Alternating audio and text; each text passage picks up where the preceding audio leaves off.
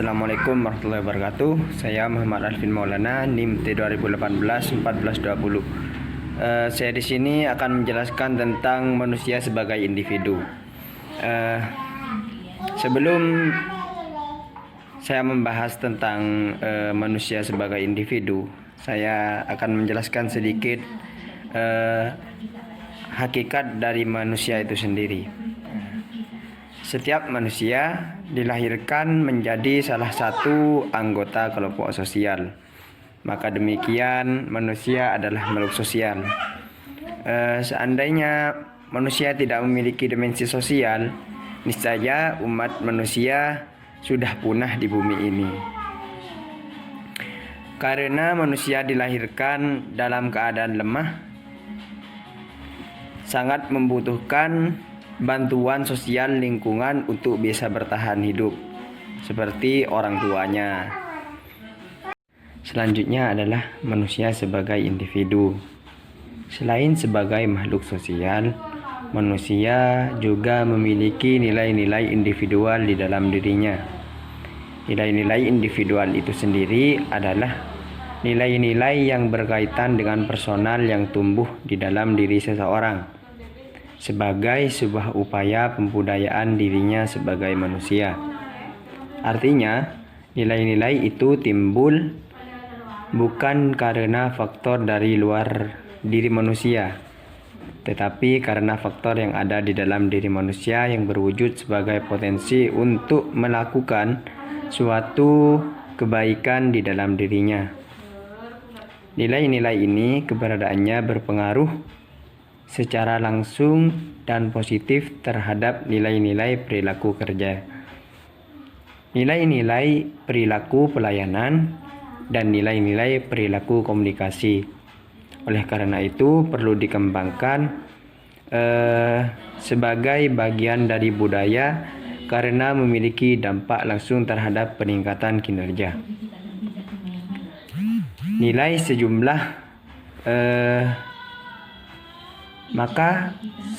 nilai individual yang perlu dikembangkan adalah sebagai berikut. Yang pertama, disiplin diri, yakni disiplin yang timbul karena faktor luar, tetapi merupakan kepribadiannya karena dirasakan bermanfaat bagi dirinya. Kemudian yang kedua ialah kontrol diri. Menurut Gottfried dan Merbaum, kontrol diri itu adalah suatu kemampuan untuk menyusun, membimbing, mengatur, dan mengarahkan bentuk perilaku yang dapat membawa kepada konsekuensi positif. Kemudian yang ketiga, kepercayaan diri. Menurut Anthony adalah kepercayaan diri merupakan sikap pada diri seseorang yang dapat menerima kenyataan, dapat mengembangkan kesadaran diri, berpikir positif, memiliki kemandirian, dan mempunyai kemampuan untuk memiliki serta mencapai segala sesuatu yang diinginkan. Kemudian yang keempat, penyesuaian diri. Menurut Schneider, penyesuaian diri adalah mengandung banyak arti, antara lain usaha manusia untuk menguasai tekanan akibat dorongan kebutuhan, usaha memelihara keseimbangan antara pemenuhan kebutuhan dengan tuntutan lingkungan, dan usaha menyelaraskan hubungan individu dengan realitas. Kemudian yang kelima, optimisme. Optimisme menurut Segerstrom adalah cara berpikir positif dan realistis dalam memandang suatu masalah. Berpikir positif adalah berusaha mencapai hal terbaik dari keadaan terburuk. Yang keenam ialah kejujuran. Dan nilai individual yang terakhir ialah integritas. Mungkin hanya itu yang dapat saya sampaikan, kurang lebihnya wassalamualaikum warahmatullahi wabarakatuh. Warahmatullahi wabarakatuh. Nama saya Nani Febrianti, NIM T 2018-1435. Di sini saya akan menjelaskan tentang manusia sebagai makhluk sosial.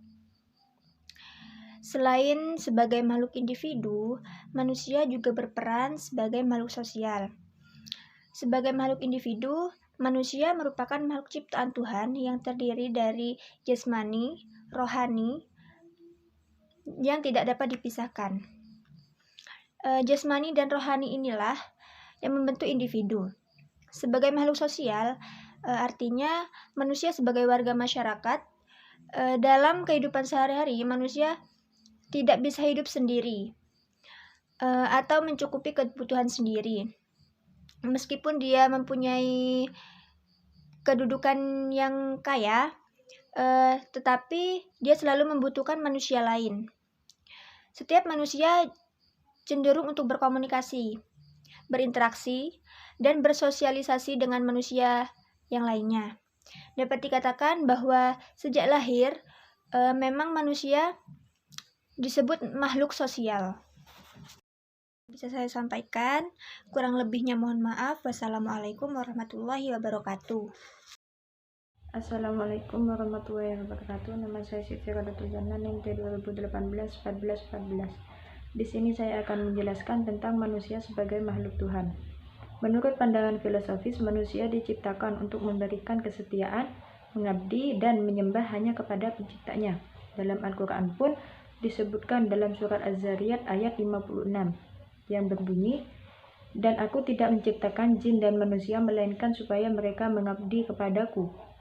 Dengan begitu, menurut filosofi Al-Quran, manusia memang diciptakan hanya untuk taat mengabdi kepada penciptanya. Sesuai dengan hakikat penciptanya, maka keberadaan atau eksistensi manusia itu baru akan berarti, bermakna, dan bernilai. Pengembangan potensi manusia harus bisa mengarahkan manusia untuk menjadi abdi Tuhannya, yang mengikuti nilai-nilai yang benar menurut kebenaran ilahiyah dan hakiki. Dalam menjalani hidup ini, manusia membutuhkan agama selain potensi atau fitrah dari Allah tersebut. Ada dua hal mengapa manusia membutuhkan agama. Meskipun manusia memiliki banyak potensi, tetap saja manusia mempunyai banyak kelemahan dan kekurangan. Hal ini menyebabkan manusia membutuhkan sesuatu yang lain, yang lebih hebat dari dirinya sendiri, yang dalam hal ini yaitu Tuhan. Hal lain adalah tantangan dalam hidup yang berupaya menjauhkan manusia dari potensi beragama ini. Tantangan ini bisa berasal dari dalam diri manusia seperti dorongan hawa nafsu dan bisikan setan, ataupun dari luar diri manusia yaitu lingkungan atau manusia yang ingin menjauhkannya dari agama tauhid. Mungkin cukup sekian penjelasan dari saya. Apabila ada kesalahan, mohon maaf yang sebesar-besarnya. Assalamualaikum warahmatullahi wabarakatuh.